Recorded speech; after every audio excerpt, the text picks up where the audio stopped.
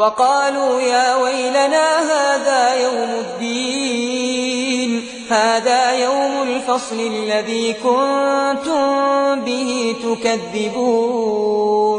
احشروا الذين ظلموا وأزواجهم وما كانوا يعبدون من دون الله فاهدوهم إلى صراط الجحيم وقفوهم إنهم مسؤولون ما لكم لا تناصرون بل هم اليوم مستسلمون